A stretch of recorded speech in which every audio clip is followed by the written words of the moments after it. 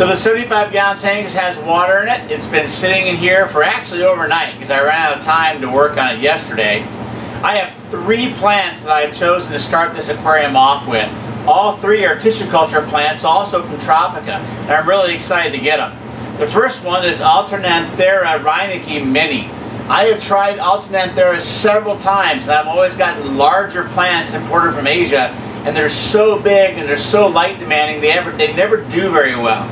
So I'm really excited to give it a shot for trying these smaller plants, which hope they're going to be more of a chance for success.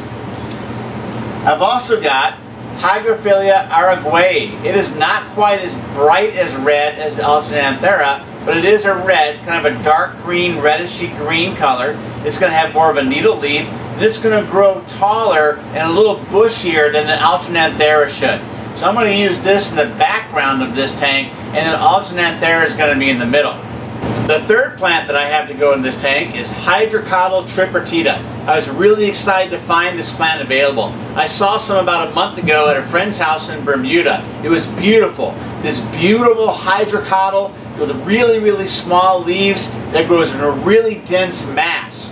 And reading more about the plant, Tropica says you can train this plant to be a ground cover by physically pushing it against the sand as it grows. So we're going to give it a shot. Before I can put the plants in the tank, I have to prepare them by getting them out of their gels and cut up in little pieces or little plugs to put into the sand. Here is the Alternanthera reinecke, and I've already pulled the top off. I'm going to pull the plant out. It's going to come right out. Get rid of the gel. And wow, take a look at how beautiful this plant is. How bright pink.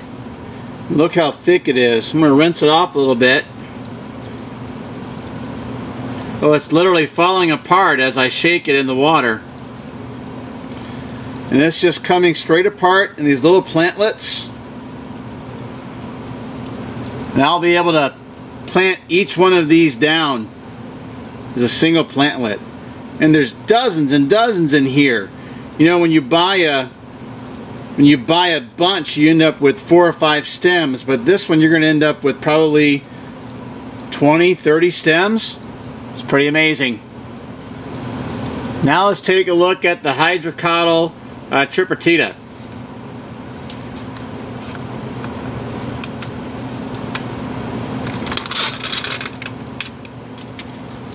Alright. Gonna very gently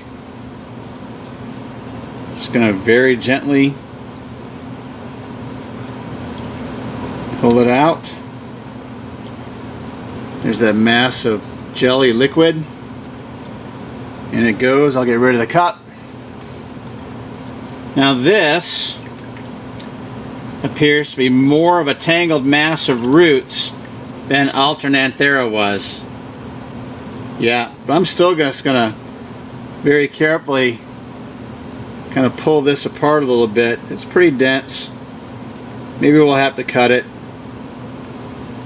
I'll start it here from the top. You can actually see these bigger leaves down here. That's about as big as those leaves get. Compared to most Hydra Caudals, which gets a leaf, you know, as big around as a dime or a quarter. This is going to stay pretty small. I like it. Now one thing I'm going to do is I'm actually going to keep these plugs or clumps in slightly bigger pieces than what I've done in other plants. Because when you'll see how I'm going to lay this tank out, I kind of want it to look a little bit clumpy. So instead of getting 12 or 14, or in the case of that Alternanthera, 28 plantlets, I'm only going to get, say, 4 or 5 out of each of these Hydra Caudals. The last plant we're going to take a look at is the Philia Araguaia.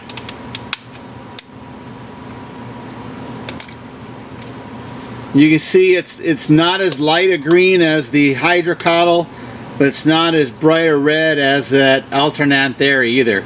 These plants all look so very healthy. So nice to see good plants. One thing that I was a little worried about when I decided to go ahead and get the Tropical 1, 2, 3, this stuff is still a gel. See that? It's actually pretty firm. I was keeping these in a refrigerator because that's what the instructions said to do if you weren't going to use them right away, to keep them cool.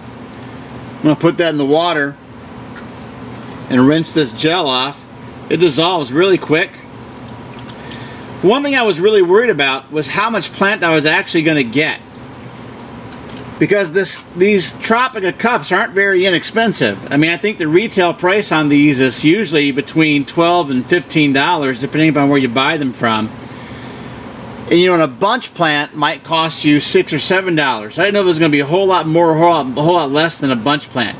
And whereas bunch plants do show up larger, they're much taller, these, you're not going to have to cut the stems. They've actually got roots growing on them. All I'm going to do is stick these right down into the substrate, and they're going to start growing. So I'm really excited about starting with these tissue culture plants. I think they're really the way to go, and I think it really is the future of getting aquatic plants for our hobby. They come in so much cleaner, so much less disease, so no pests whatsoever. It's a great way to start your aquarium with tissue culture plants. Just like the Alternathera, this Hygrophila is just breaking apart with some gentle manipulation, and I'm getting nice little pieces of plant that I'll be able to plant directly into the sand substrate. Alright, so I have several of these cups to unpack. I'm going to do all that, and then we'll get started planting the aquarium. So I have my tweezers, I have my cup of my Hygrophila Araguaia, and these little plantlets are going to go into the back portion of the aquarium. And all I'm going to do is separate a plantlet here. This is kind of a bunch of them. I don't want to plant too big a clump. So I'm going to separate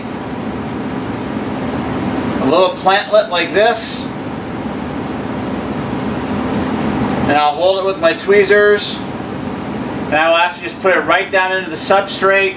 And because the stem plant, I'm not too worried about a crown. So I'm going to stick it in there a pretty good way. And any kind of node along the stem that's under the substrate is going to grow roots. So I want them to put down a really good root layer and get down to where the soil substrate is. So I'm going to plant these all on the back of the tank. I'll move the camera to show you a little better detail of where they're going to go. So the Hygrophila is going to get planted back here, all along the back of the aquarium behind this piece of driftwood. Now the growth habit of this plant is to grow tall, but also to grow kind of out. So I'm not going to put these stems right on top of each other. I'm going to give them a little bit of room, and I still think when it's all said and done, I'm going to be thinning these out because I didn't expect nearly as much of this plant as I got. So the Hygrophila is now planted almost to the far end of the tank, but going across the back, and then it's going to completely encompass this back corner of the aquarium. The Alternanthera is going to be used to fill in this area right here.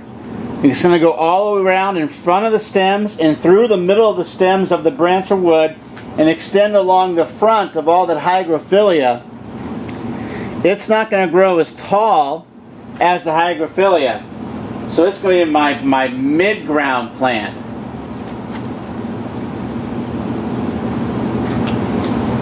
I'm just going to put the pieces in here.